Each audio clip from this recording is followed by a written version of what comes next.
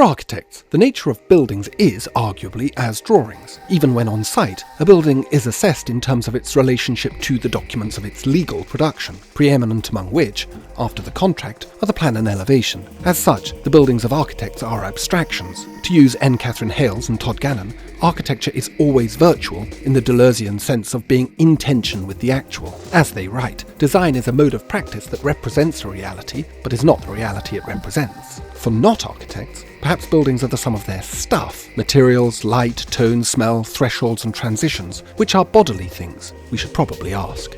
In any case, for this week's episode of the Ayers for Architecture podcast, I spoke to Maria Fusco, Professor and Chair of Interdisciplinary Writing at the Duncan of Jordanston College of Art and Design, University of Dundee, about her publication Legend of the Necessary Dreamer, published by Vanguard Editions, which describes her poetic and philosophical study of the Palacio Pombal, which Maria produced for the Lisbon Architecture Triennial in 2017. It is, I think, an elegant example of how buildings might be understood both through and as bodies, textures and histories, and through a thing other than drawing. We discuss this, her work and practice, and, amazingly, Maria reads some parts of the book too, which is a lush first for this podcast.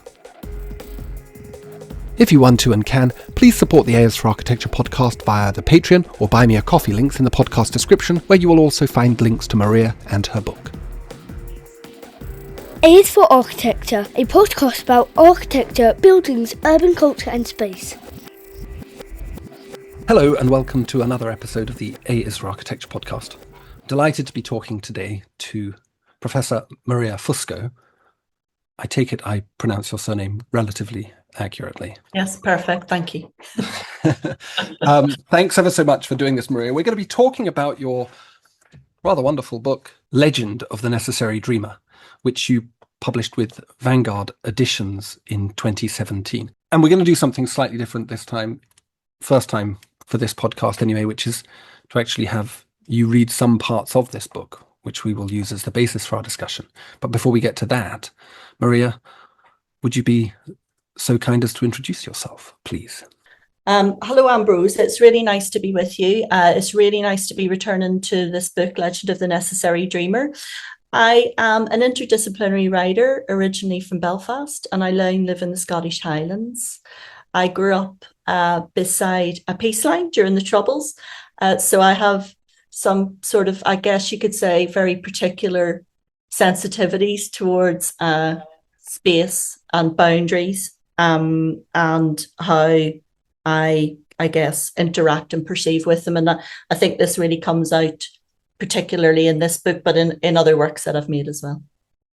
What's an interdisciplinary person? Yeah, so it is someone who works across different genres. So I've made works which are critical, theoretical, performance works, occasionally fiction works. So I tend to start with my subject and an idea rather than a form. And through working in and through the material, I discover the form that the writing will come out. But I guess to say in that the important bit is that the writing is it's the motor at all of it. So another project that I made recently, which came out in 2023, was an experimental opera film, which was made with the Royal Opera House in London, called History of the Present. So yeah, I guess that it's interdisciplinary in the sense that the ways in which it comes out and goes out into the world are interdisciplinary, rather than me starting from a place of thinking, oh, I'm going to write a novella, I'm going to write an opera, etc. I start with the idea. So where did you train? How did you train? Yeah, so I studied fine art in Sheffield in the north of England. I left Belfast as soon as I could when I was quite young, because it was a difficult place and a dangerous place to live. I studied fine art, and I really enjoyed in fine art the reading and the writing. I made a little bit of stuff, but not a gigantic amount of stuff, because I sort of felt, what was I going to do with all of the stuff? I felt there was already quite a lot of stuff. And then I moved down to London and really worked in basically millions of different, not literally millions, but almost millions of different places in London, lots of galleries, lots of independent bookshops. I used to run the bookshop at the Institute of Contemporary Art, for example, in the Mall. And then I eventually ended up working with a really, really cult publisher called Bookworks, who produce artist books, very kind of specialist. The sort of artist books they make are more mainstream rather than kind of livre d'artiste. So there I really learned about how to edit. I'd always been writing, but as a writer, it's really important, I guess, to learn how to edit others' words in a kind of respectful and meaningful way, rather than trying to impose your own view upon the words. So from then, I moved into academia. I devised and ran a new course at Goldsmiths called MFA Art Writing, which brought together all sorts of different types of theoretical and practice-based writers. And at that stage, I actually did an MA at Goldsmiths. And so I was running an MA without having done an MA. And really, I did that because Goldsmiths paid for me to do an MA. So I'm kind of, with my working class background, I'm quite, parsimonious with how I approach education. I ran that program, which is very well received and successful, for 5 to 6 years, and then moved to Scotland. So I started off working in Edinburgh. Then I also took the opportunity at Edinburgh to do a PhD in kind of critical writing, again, because it was paid for. And then I found myself moving northwards. So now I'm in the Scottish Highlands. As far away from urban Belfast as sort of... Almost. Almost. Shetland would be the dream. Would it? Yes, for me. Place with no trees. Tell me a little bit about this book. Where does it come from? And I guess, how does it fit into your practice? I love this wee book, actually. This is why I'm so chuffed to be speaking with you today. So in 2013, I was invited to be the writer in residence at Lisbon Architecture Triennial. And that was curated by Beatrice Galilee. And I was invited by Beatrice and one of the co-curators, Mariana Pestana, to be writer in residence. I don't think they had a writer in residence before. Mariana had been aware of some work that I'd written before and had used a short story from a book called The Mechanical Cupola that I'd written as a kind of a curatorial crucible, I guess, for one sort of quarter of the triennial. And it seemed logical, I guess, to both of us for me to write, to be present in the triennial and kind of write into it, as well as kind of sort of, be present in it. And I had been writer in residence before in other places, such as the Whitechapel Gallery in London and Caddis Art Foundation in Paris. And I guess what's at stake within being a writer in residence in somewhere that's public is, what does a writer do? How do you see what a writer does? Mainly writers are obviously just sitting alone by themselves quite happily, not having to talk to anybody, staring at a blank page and biting their nails. So being a writer in residence in public spaces is interesting because it challenges you as the writer to work out how visible or non-visible you want to be. And often that just literally has to do with timing and access to the building. So I spent a couple of months over 2 different time periods in one of the triennial sites, Palacio Pombal, which is quite central. It's a sort of semi-derelict palazzo that was built around 1670. And it largely survived the kind of giant earthquake that happened in Lisbon, which of course sort of had very interesting implications for grid systems and kind of the way cities are organized. And the person who did that was actually Pombal, who happened to own the Palazzo through kind of inheriting it. So the Palazzo was abandoned. I went before the triennial happened, spent a month in it with a kind of long key, accessing it every day, went very early in the mornings because it was quite hot. I am interested in durational writing in situ. It's something that I do quite often. Part of the reason why I like doing it is because it kind of forces me to write. So I make a rule ostensibly for myself, and I can't leave. until I've kind of, done my bit for the day. And then I returned to the space again later and wrote kind of through and with the space rather than about the space. So the book has an ambient feel about it, I would say, and has a sort of an idea of being really saturated in the space. So it's not an historical account of the space. It's not an architectural account of the space, but it does, in a sense, make account for the materiality of the space through this durational engagement with it. I guess it's maybe interesting to say that legend, which is in the title, there are also 6 legends that form the basic structure for the book. And obviously legends is kind of, interesting word, both in terms of how we might think about it on a map, but also just as a space of projection and speculation. Very interesting. I like this idea of durational writing. Yeah. What distinguishes durational writing from writing? Just staying there. No. Yes. I mean, obviously, all activities have a durational aspect to them. Yeah. I guess with thinking about it in this context, there's a very deliberate intent in the duration, and a sort of an intent in abiding, let's say, within, for example, a space, or for example, with a particular work. So I was invited to be a visiting professor at Cambridge recently, and did some work in Kettle's Yard, which I'm sure you'll know Kettle's Yard very well, a very particular, a beautiful and odd space stroke museum. And I worked with a single work by an artist called Gillian Ayres there for 2 weeks actually, and wrote through it. So it's the same sort of basic principle of abiding in a space with a particular intent. And I guess the intent is partially one of a sort of wonky capture of something, with a method of noticing, I suppose, like an accelerated noticing. So, I mean, in one sense, duration doesn't mean anything, in that everything has a certain duration to it.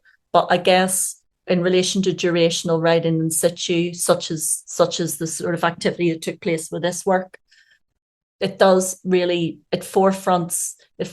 a kind of an intention to notice, and to keep noticing, and also just to stay, like literally just to kind of stay put. It's a very nice idea, and I find it very rewarding to think about that. I was talking with my wife a couple of days ago about what it would take for me to be able to write, and I said, to use Virginia Woolf, a room of my own. And it seems to me that in this process, and in these sight writings that you do, this durational writing that you do, it's about creating a room that you, in a way, like a hired pen, you're brought in to manufacture the room out of the conditions that you're given. Is that a fair way of describing it? Yeah, it's funny you evoking the term room one's own. I guess what I'm always looking for is someone else's room. I have a perfectly nice room to write in now, which I try to escape from at any kind of, any available opportunity. Maybe rather than a sense of creating a room. I mean, I am sort of slightly serious about taking someone else's room, like inhabiting someone else's room, like a literal space. But I suppose there is something about the roominess, if I can put it like that, of the roominess of borrowed time vis-a-vis doing something like being resident in a particular place, because one is borrowing it out of your own time. And for us who have full-time jobs, we're always borrowing our own time, in a sense, for different sorts of activities that are obviously, I teach for full-time and have done for many years. So that time, that residency time, is not necessarily built in to the teaching time, let's say, or indeed into the research time. So in that sense, it's borrowed, and borrowed time has a certain, time limit on it, as well as a sort of interesting illicit sense to it, which is, sort of ambient illicit. So I think with this type of writing that's in this particular book, there is a sense of allowing the roominess of being away from one's own room, actually, of being disconcerted. Just made that word up, but you know what I mean. Disconcerted, and perhaps yes, disconcerted by the oddness of another place. And I think there are moments in this book where that kind of being disconcerted by the oddness of it, or the mice in it, or the dirt in it, etc., is a counterpoint to this sort of method of durational work where I must stay despite wanting to go. Especially when it's really hot in Lisbon. Yes, it's boiling. I like this idea. It's an idea of sort of making strange, isn't it? There's almost something of the, well, as you say, the performance art has got something of the jester about it, that you are pulled into an environment to transform it through your presence, to make it strange to the people who have become habituated to it, so that they can see it anew. Yes. Brilliant. We're done here. No, but I think that might be a nice juncture to have you read some of the book to begin with. Would you tell us a little bit about what you're going to read? Yeah, so the book is loosely structured around 6 legends of varying lengths.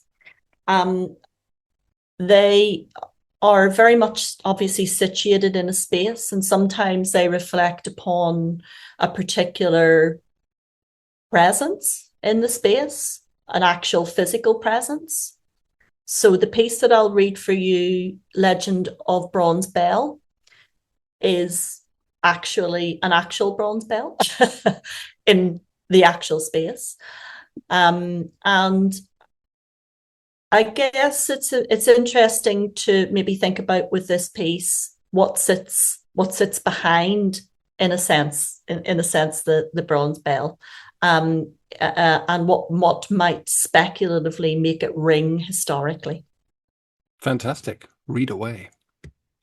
Legend of Bronze Bell. Bell persists in duty. Mounted high on an external wall, bell is waiting to resume, to ring again. Time is bronze in bell's cold hollow. Bell cannot distinguish duration. For example, bell cannot work out if it rings by master's hand yesterday morning, or if it rings on All Saints' Day. No hand needed to agitate the call.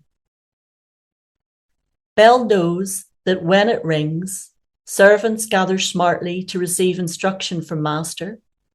But before this happens, what servants need to hear in order to be summoned is, of course, the ringing of bell. Bell feels that what it has to say has precedence over all subsequent missives. For without the tough lick of clapper on bronze, there is no gathering of servants, and master is instructing only himself. Beautiful. Thank you.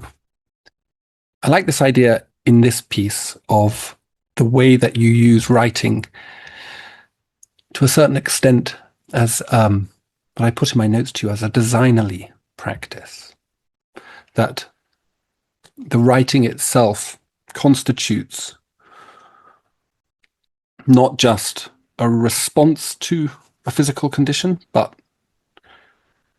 in a way gives agency in the same way that an architect, for example, or a designer gives agency to materials, or activates the agency of materials, perhaps.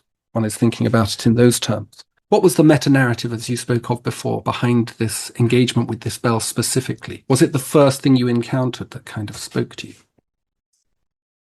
Firstly, to respond to what you've just said, I really like that idea. And I like the idea that writing is, in this instance, the physical condition. So more generally, that may be a physical condition rather than a representation or an ode to a physical condition. I like the idea of the materiality of the writing being the physical condition. So I spent some time in the space not writing, obviously walking around, looking at things, climbing things to what, getting on chairs, looking at stuff. And the bell's not big, but the bell is near the servants' quarters, so obviously used to summon the servants. And actually, the Palazzo itself is not massive. I mean, it's big-ish. It's not absolutely gigantic, and it's made of amplifying materials, i.e. marble. So I rang the bell, and you can hear the bell throughout the whole Palazzo, all different floors of it, which struck me as interesting given that it's not a big bell and that it's, a ostensibly three-story Palazzo, as I say, not massive, but not wee either, bigger than most houses, obviously. So I like the presence of the bell. I like the kind of material condition of the bell, and just actually the functionality of the extreme functionality of the bell, very, very efficient. I obviously had done some research before I went and had been very interested in the great Lisbon earthquake that was massive and destroyed most of the city. And it happened on All Saints' Day, which obviously has a very kind of poetic notion to it of death, etc. And I like the idea of the bell ringing by the hand of the earthquake and of the tremors rather than by the hand of the master or the persons looking after the kitchen, etc. So I like this idea of the bell being rung by history and being rung by a kind of seismic shift. The owner of the Palacio Pombal was instrumental in rebuilding Lisbon and instrumental in organising the delivery of the building into a grid system, and was also instrumental in ensuring that much of it was built with anti-seismic construction. So very interesting, very kind of interesting character. That's very problematic character, but a very interesting character as well. So the bell ultimately in this piece of writing is only itself. It doesn't stand in for something else. And it is also an actor in history and is an efficient way of summoning many, many servants who help master's hand. I do hope we get to talk about the idea of the aesthetics of your language as well, or the language and the words, the written word as an aesthetic device as well, because obviously in that short section you just read, there is a clear aesthetic intent to construct words into something, I guess, that provides an aesthetic response. Maybe we can come on to that. I wonder if you'd like to read the next part of the Legend of Bronze Bell that we started with. I read a little section that refers somewhat to the material and motion of history. The tone of this is a little different than the last one. Naturally, Palacio Pombal has forgotten more than it has remembered. This is the material and motion of history. Whilst such intimate physical traces of this history, breath, perspiration, skin flakes, clothes fibres, and so on, attach to and often attack the actual historical fabric of this building, the Palacio retaliates by forgetting much that it once knew. This is entirely necessary for its own survival, for protection from professional conservation. The Palacio must not remember too much, for that which is remembered could be extracted by such conservation. The Palacio prefers amateurs because it wishes to conserve only itself. This the Palacio does by choosing for itself that which it will remember, and of course, that which it will neglect to remember. By constructing its own memoir, the Palacio retains integral internal history. The Palacio chooses to forget those who have done it harm, those who have forced amendments, insertions, modifications, and additions to its fabric, who have gouged fragile frescoes, who have chipped ornament, who have prized off tiling, those who have stolen, who have taken too much, who have inserted thin spit walls to unbalance its material logic, who have facilitated the accommodation of more and more people, and more people who will, in turn, harm their host. Again, very beautiful, but as you say, a very different tone to the piece you read before. And I think it's for me, it's a really interesting excerpt because it adopts a kind of critical position, particularly in relation to this notion of rebuilding. And you've mentioned the rebuilder of Lisbon itself. You seem to have developed a very kind of emotive relationship to this building, almost as a reciprocating entity. Is that what this durational engagement enables? I would say that it is not an emotional relationship with the building. I would say that it's a critical relationship with the building. There are elements of emotion in the book that pertain to the death of a friend, which happen in the real time of the durational writing. I think the use of the durational writing has more to do with a refinement of a critical position, but importantly, a sort of position of the amateur, which I mentioned in that little excerpt that I read out. I think the role of the amateur is interesting in regards to this work, and it's something that I'm interested generally in work, because it's a kind of anti-environmental position, the amateur, let's say. And by anti-environmental, I mean the kind of the professional environment. So it brings with it elements of the autotextual and of lived experience and, of course, of research. But I think really importantly as a writer, it's very important to forget, albeit temporarily forget, much of what one has researched in order to be able to carry out the actual writing. So the editorial process with a work such as this, obviously, as with all writing and all kind of endeavors, happens after you've created the actual material. And then that's when you begin to remember the things that you have necessarily forgotten in order to carry out the durational writing. So there's a weird sort of relationship of one's own memory with the research that happens in the place, and a weird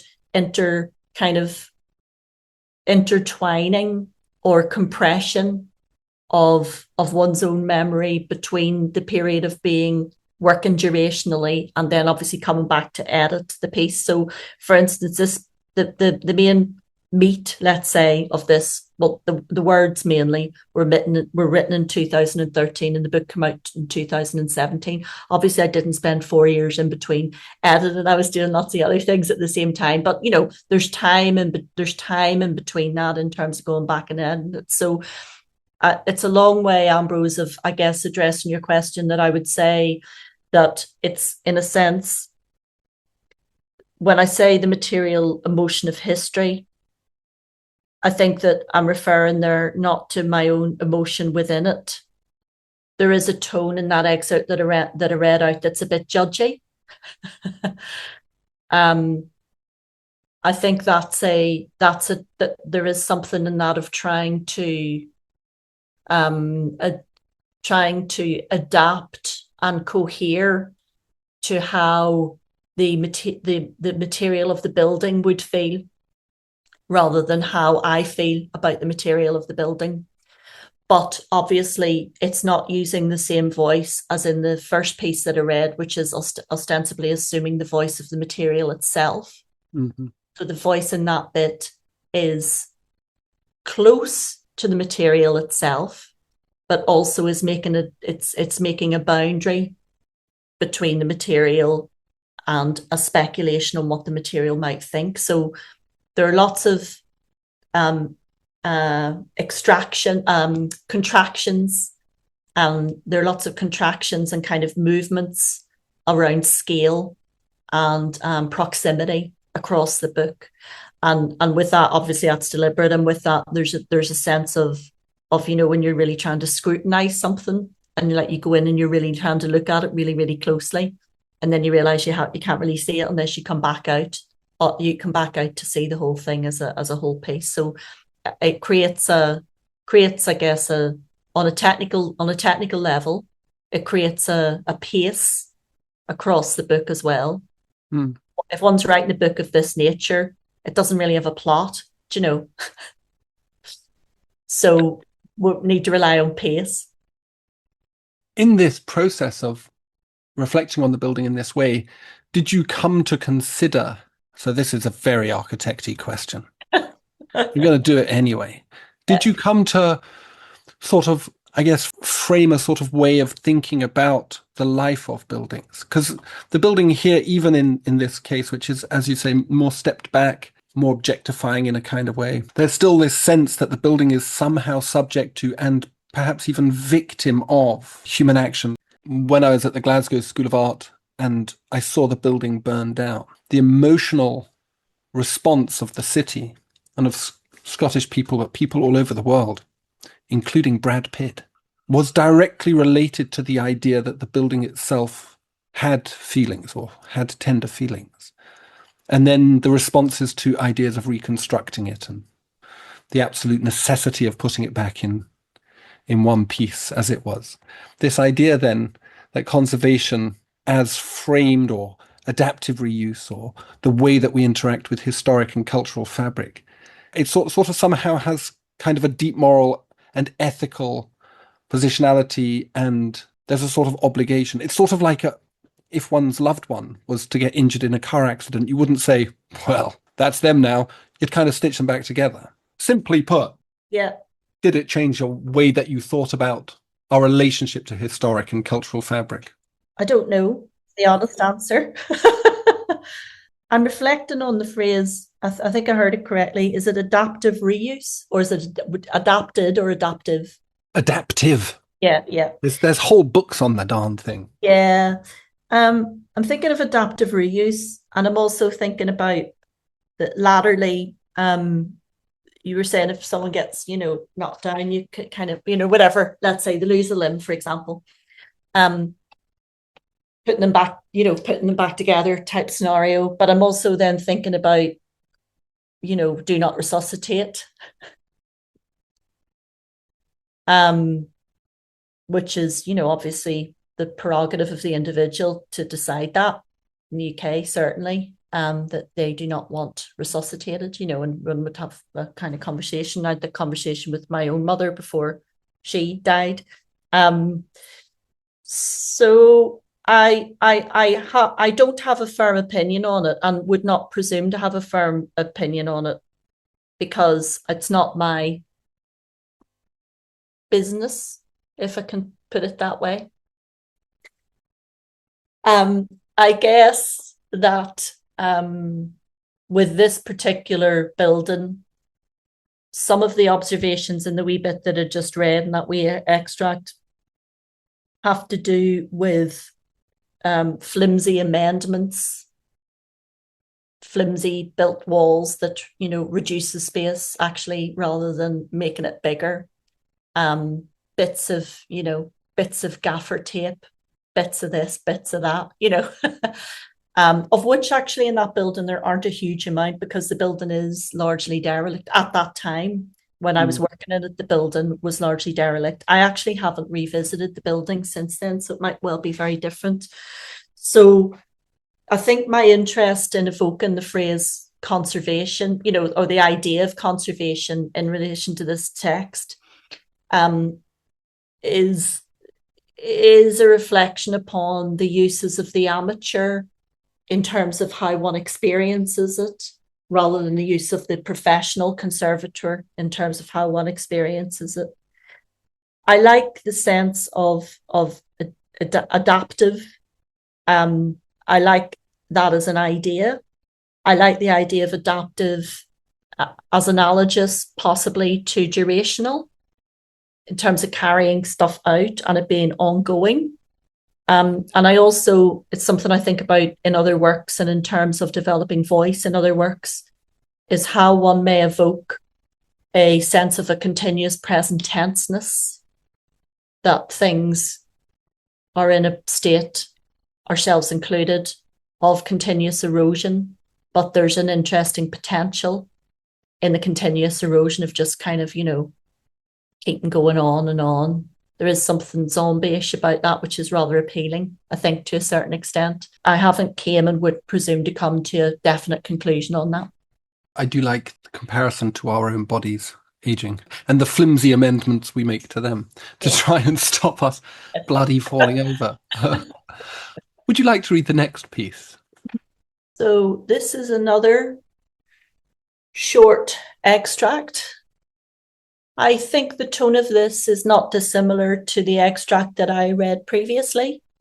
It's not one of the legend pieces like the one I began with, Legend of Bronze Bell. And this one is concerned with a specific material, stucco, and the idea of compassion. And maybe, yes, it's useful to say that I mentioned it a wee bit earlier, that that during the period of the residency, a very good friend died totally unexpectedly, almost in a sense like she was excised or extinguished. And obviously it was a very upsetting, and it further made me not want to be in the space. So the sorrow and the beginnings of grief in that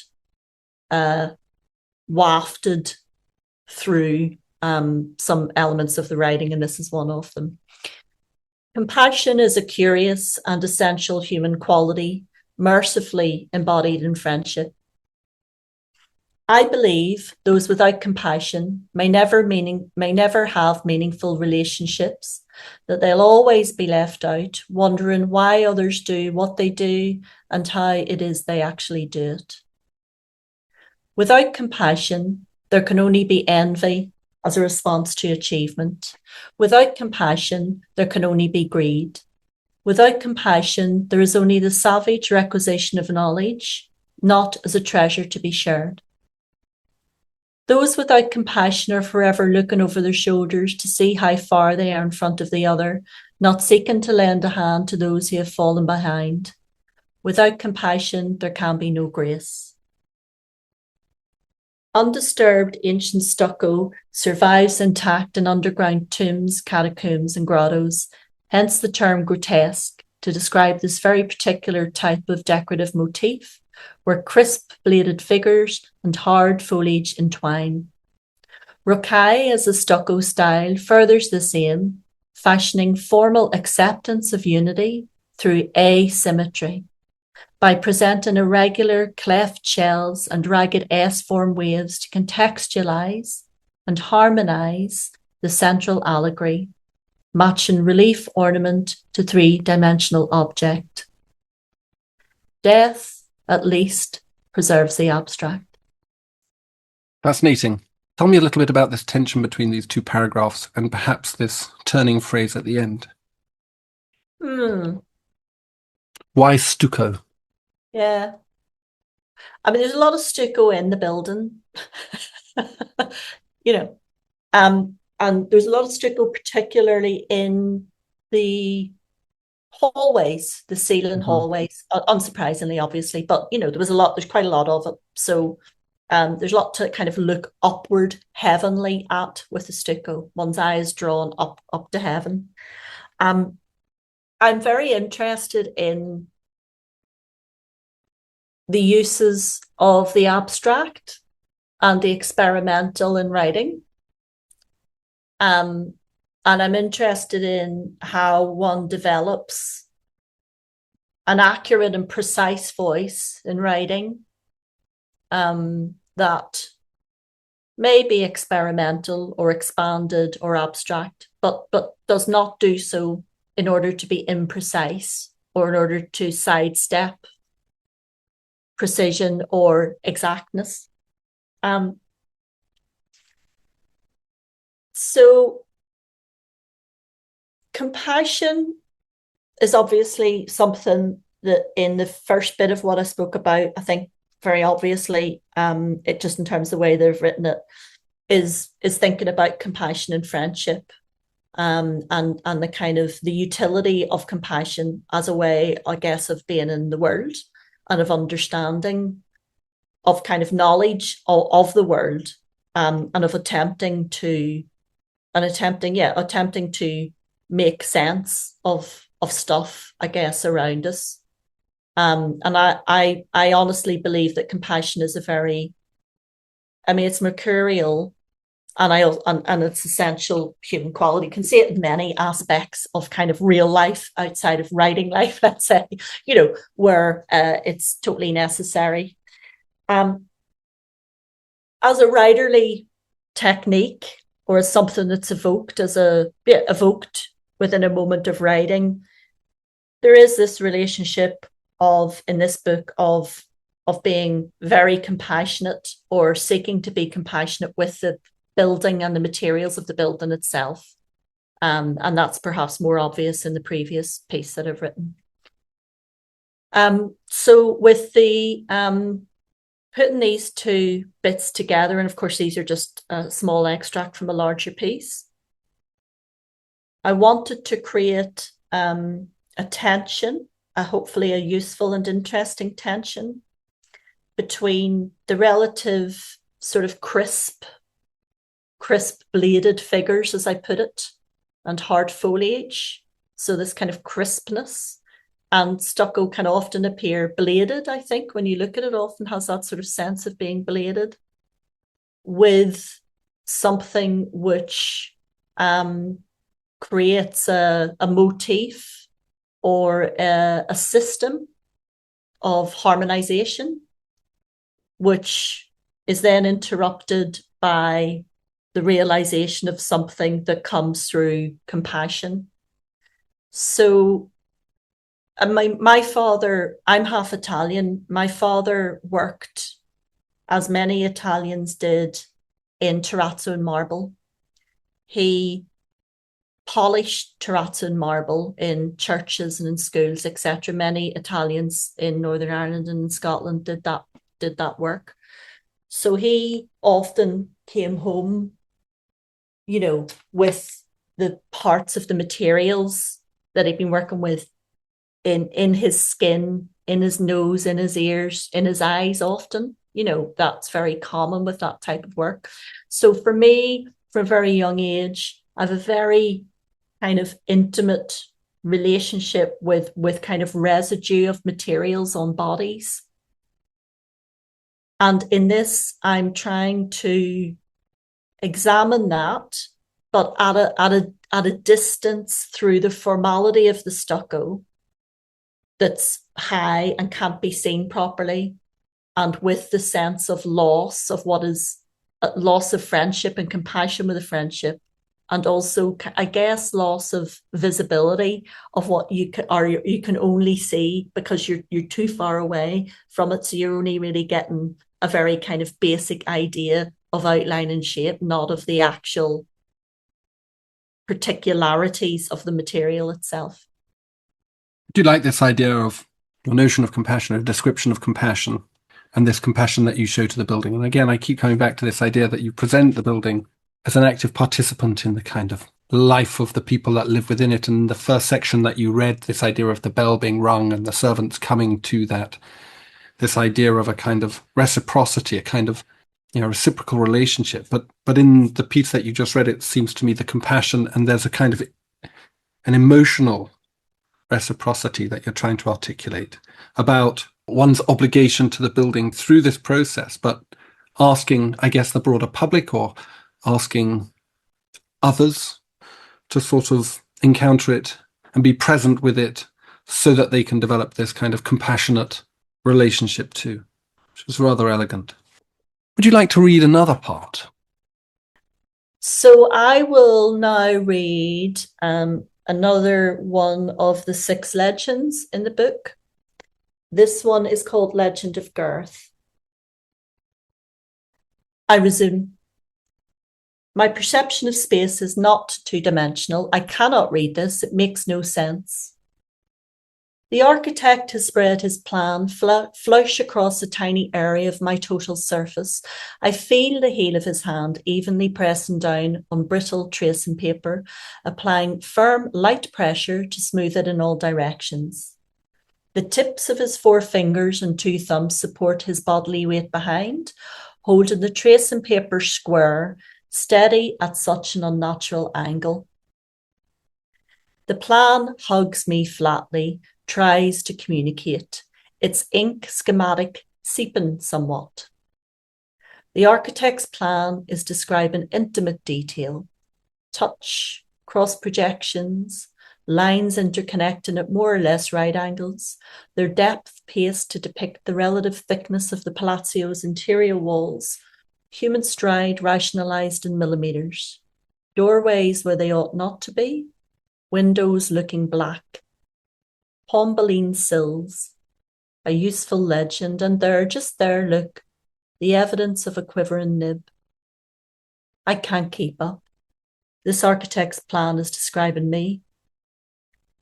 Surely the enterprise is a sin of pride, demonstrating entrenched planes and suffocating corners, which expand and contract in search of their term, animus. I peer at folly. I imagine, but I've no means of being sure.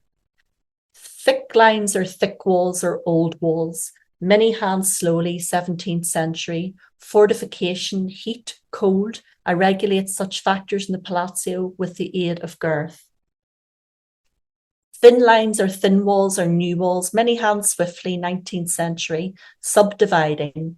By erecting further me, extra chambers were crafted, flimsy by comparison perhaps, smaller certainly, but doubling the space here all the same. This more of me is counterintuitive. This more of me adds space, not reduces it.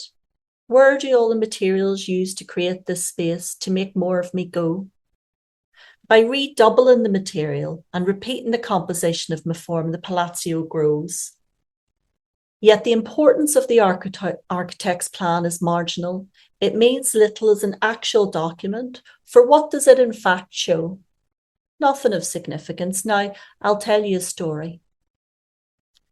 There is an element that dwells within me. He is left behind. He hums when he is happy. He cries when he is sad. I've never heard him hum. He arrived on the final dearth day of the 1912 strike. He wore no shoes, so at first I didn't hear him entering. He slept deeply. The year ended. He awakened keen, sharp with hunger. He cried, he cried. He slept deeply. He awakened weak, blown and pale. He cried, he cried. He slept deeply. He awakened cold, chewed mortar, supped sand. His teeth ground a slurred song. His eyes leaked, saturating my surface. He's not in memory. If the architect now drew by hand a small, human-scaled figure, tracking their progress as they move through the ground floor, first floor, second floor of the Palacio, walking through the corridors and entering the rooms which I form, I would not know where I was on the plan. I would be the one who is lost. Fantastic. Beautiful. And you return to Ireland. Does that ghost haunt much of what you write? No, that little ghost is just in the Palacio.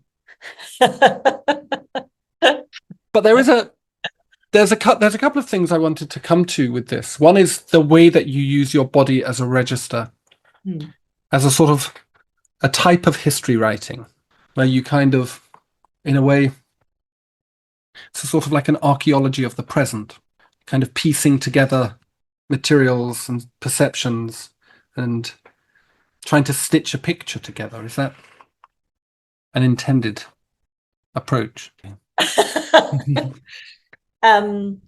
you're sort of stuck with yourself. I mean, in buildings of this nature, they are very dusty. They are, smelly. There's lots of insects. There's lots of mice. There's rats. There's lots of things floating about. The heats dust up. You smell it in a particular way. You can't lean on stuff because the stuff will come off onto you. You'll have damaged the building inadvertently. You can't touch things because the bit might well fall off in your hand. Then you'll have damaged the building. Then you may get shouted at if someone finds out that you've done it.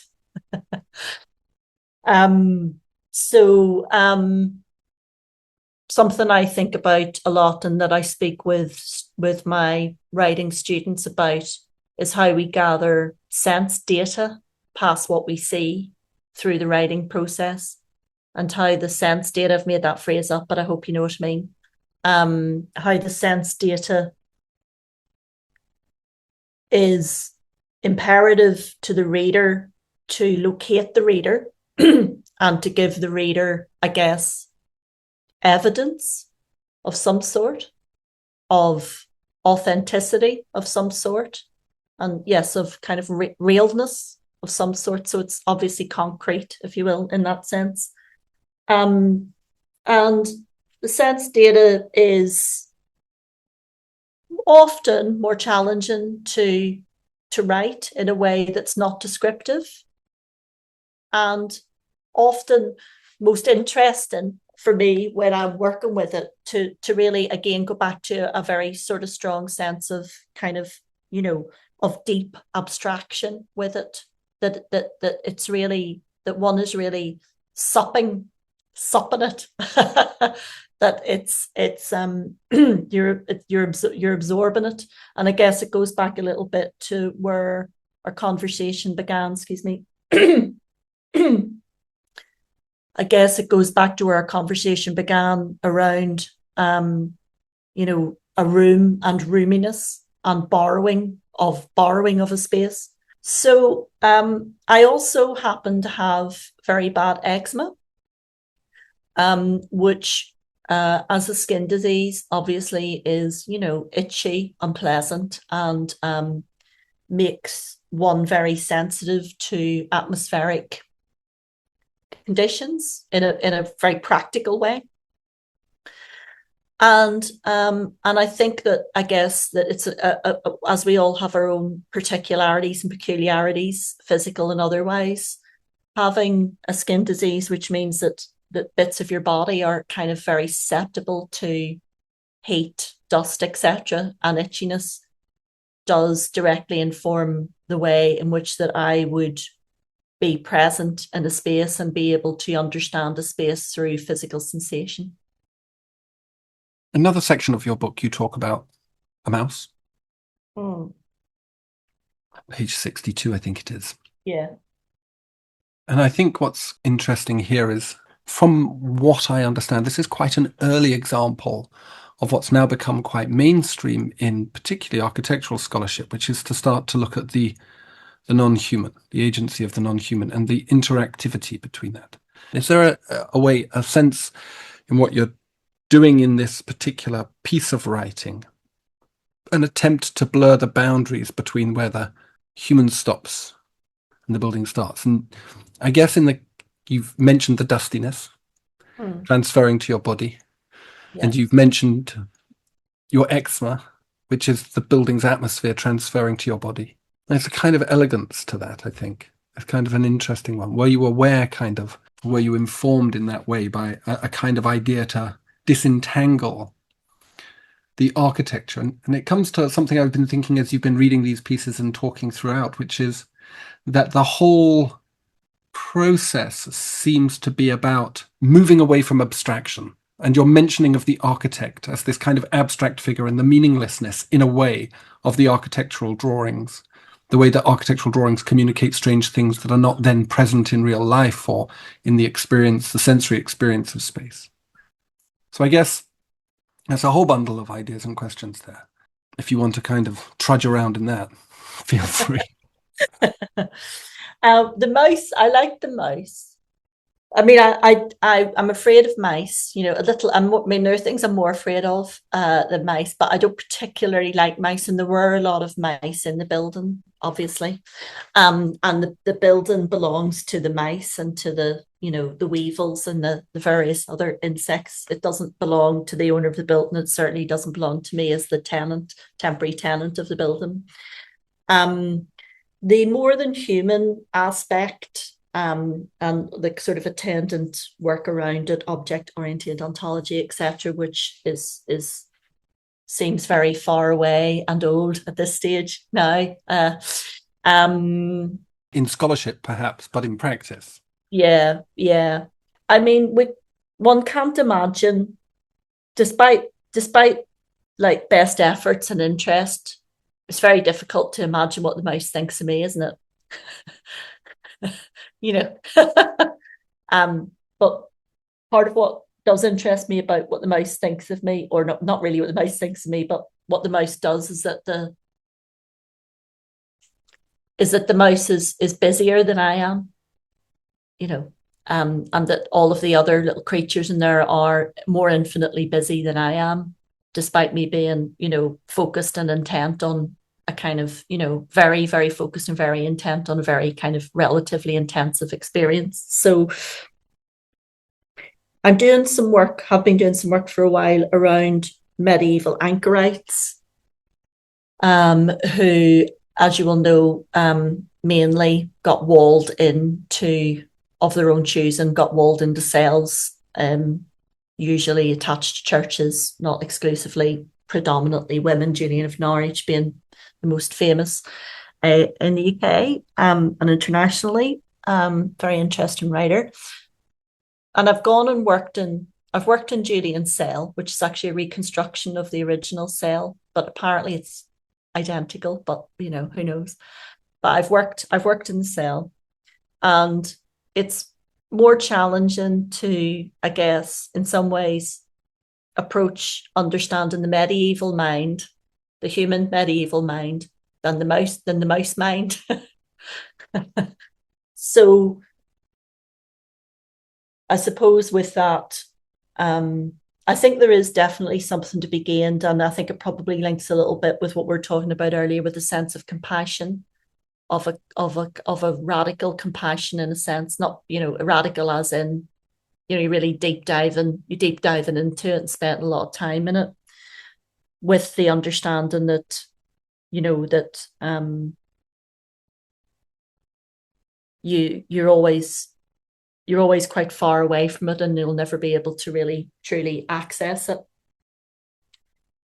Literally with the mouse, I like the idea that the mouse and other creatures like the mouse have their own way of using the house physically, the palazzo rather, physically, that is not, that only they can do, and that they, you know, that cannot be accessed by anyone else.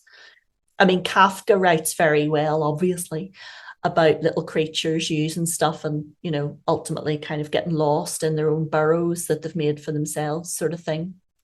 I guess within that, something that reoccurs to me a lot is I am interested generally in working and stylistically and conceptually in writing in the idea of complexity. I'm not interested in the idea of like complication. So I purr back stylistically till I get to a point where there's very little left, deliberately. and I'm concerned with what I can take away, like what the least that I can, what the least I can do, or what the least I can have is, what's the least I can get away with, put it that way, like stylistically in the work. And the mouse is an interesting figure in that, because the mouse also does with very little, but also finds its own way to navigate a large palazzo, knowing that the big footsteps that are going around will go. The mouse knows that it will stay, so the mouse wins. Everybody else passes through. Mice are the winners. I'm not sure that directly addresses your question, but I think it moves. It moves between the many ideas like a mouse. in a mouse-like way. Yeah. That you evoked. I want to finish on one last question. I very much like the way that you've written this book, and I love this idea of paring down the language. It's a Misesian idea, isn't it? Mises, less is more. The older I get, the more I think about it, the more I realize it's probably true. It's Occam's razor, essentially. But I'm interested in your approach to aesthetic practices as alternative ways of knowing things. Where do you think this knowledge resides, and how might we, as disciples of Maria Fusco, how might we approach this? How do we start? What do we dig into? Before I answer that, can you explain what you mean by aesthetic practices? Well, the writing itself, the very idea that you would pare down your writing means that, to me, or implies to me, that you have an intention to convey a certain aesthetic experience to your reader. That although you can't know other minds, let alone mice minds, you can't even know other human minds, there is an attempt by you as the artist to in some way coordinate or curate the aesthetic experience of those people who are writing it. You pick certain words, you cut certain words out, you settle on certain ideas and metaphors. To a certain extent, the work remains very sparse. The writing is very sparse. Dare I say it, in a Hemingway-like way, a reduction in adjectives and so on. I think adjectives are really interesting because although they are precise, they create precision. Simply by their diffusion, they create incoherence. So you're quite clearly trying to cultivate a range of aesthetic experiences for your readers that are not these experiences, but are these experiences. I can refer again to the sense of paring back. So you're only left with what you actually need, in my mind, which is a style and an aesthetic choice, and is underpinned with a priority, from my point of view, of taking everything else away so that only what's totally necessary, the necessary dreamer, if you will, is what is left. Like literally, that's what is on the page. I also have a feeling that the sparseness can provide a lot of space for folk to move about in. The less stuff that's in a room, the easier you can move around the room. There's not lots of stuff that you have to climb over or climb under. There's no big wardrobes you can go and kind of, sit in, whatever, hide in. So I am interested and wish to give the reader, or indeed the audience, if I'm making a performance work, a lot of space, and like to create a lot of breath and space in the work. I am from a very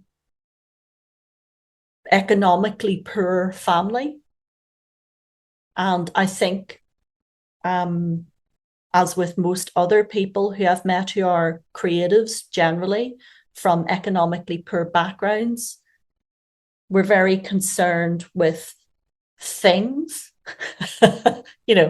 and not having things, and perhaps also many of us not wanting a lot of things.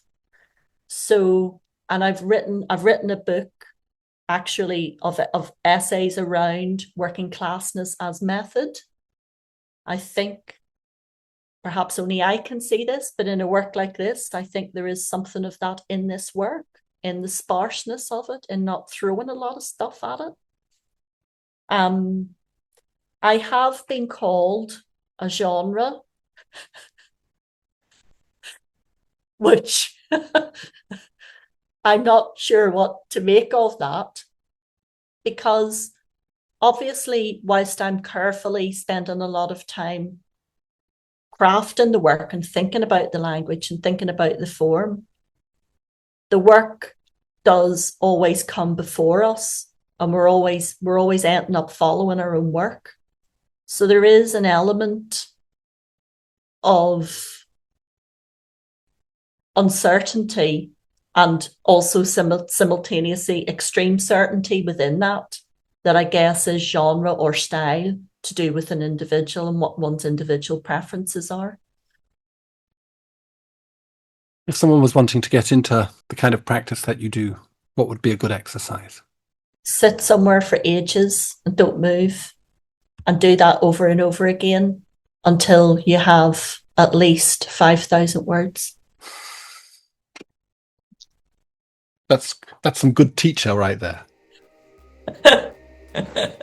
Thank you ever so much, Maria. It was lovely to hear you read and to talk about your book. Thank you, Ambrose. I think with my eyes and my ears and my hands and feet and nostrils and mouth. A bit of The Herdsman by Portuguese poet Fernando Pessoa, which I'm thumbing in here for good measure. See the podcast description for links to Maria and the book. Also, because you are good people, links to ways you might support the podcast. And thanks for listening.